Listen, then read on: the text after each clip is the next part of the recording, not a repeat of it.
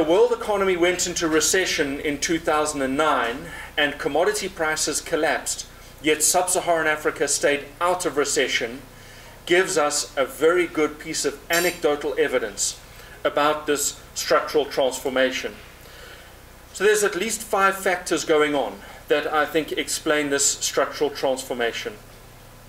The first is that whilst commodity prices will always bump upwards and downwards, and right now we've got a very big pull down in commodity prices, with oil prices having fallen from over $100 earlier this year to less than $80 today, notwithstanding the volatility in commodity prices, there is growing evidence that commodity demand has lifted to a higher plateau.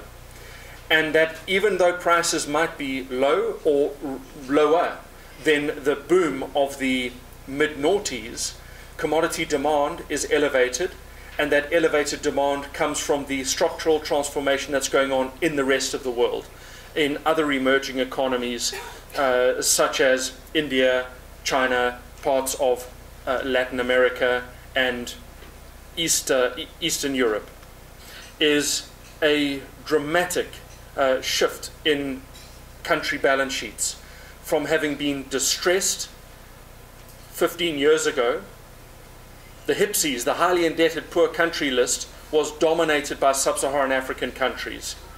Whereas today, if we go around the world and we look at government balance sheets, we find that the strongest government balance sheets sit in sub-Saharan Africa. And it's funny how quickly the world can change. That at the Gleneagles Agreement in the late 1990s, it was the North Americans and the West Europeans that were bailing us out. And now it's them that's run out of money and need the bailout. But more seriously, if you look at the nature of sub-Saharan African government balance sheets in aggregate, these are the strongest government balance sheets in the world. I made reference to improving governance, compliance, and competitiveness. And this chart shows you the World Economic Forum's competitiveness scores and institutional strength scores for all of the sub-Saharan economies that are measured in that index.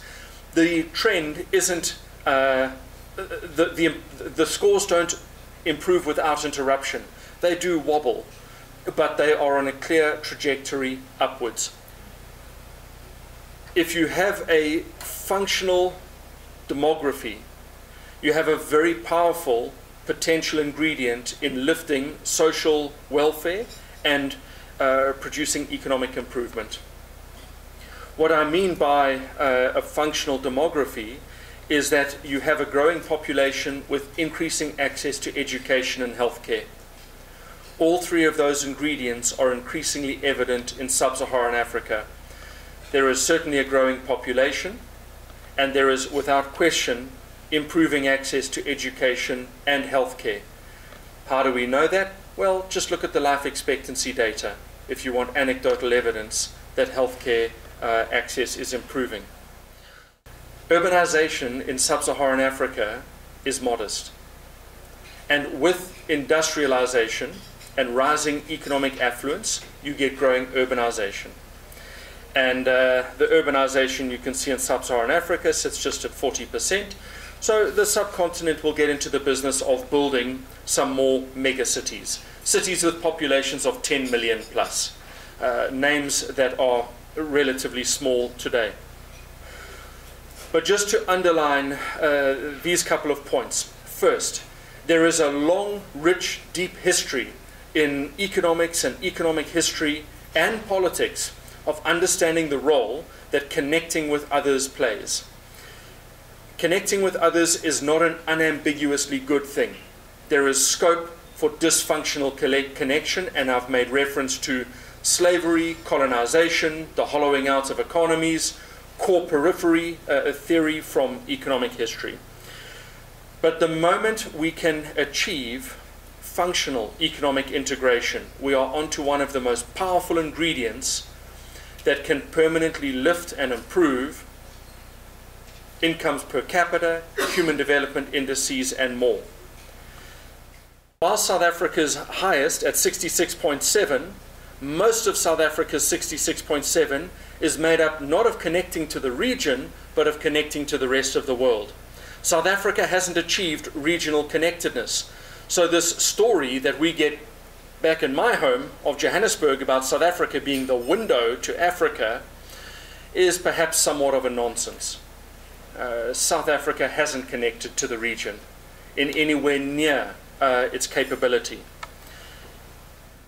When you look at Kenya, by contrast, this is much more even, and that the grey column in Kenya explains as much as half of Kenya's connectedness. This is very powerful because it tells you that Kenya's connectedness is as much regional as it is global, and that makes it a very effective contributor. Then we can dig deeper and we can go and look at, so how does Kenya connect regionally? And now we break up that Kenyan regional score. Look on the far left-hand side here, and you can see that the regional score is made up of two components. Is that regional connectedness made up of doing lots of business with the region, or doing lots of different things with the region, or doing lots of business across lots of different things with the region? And now let me compare Kenya and Angola. Kenya has regional depth that is much lower than regional breadth. What that tells us is that Kenya does business with the region in lots of different ways, but not to a great extent. Kenya is just over halfway to having caught up with the global average of integration. Whilst that is frustrating, it is an incredibly powerful ingredient if you are able to sustain the improvements that you've achieved in the recent past.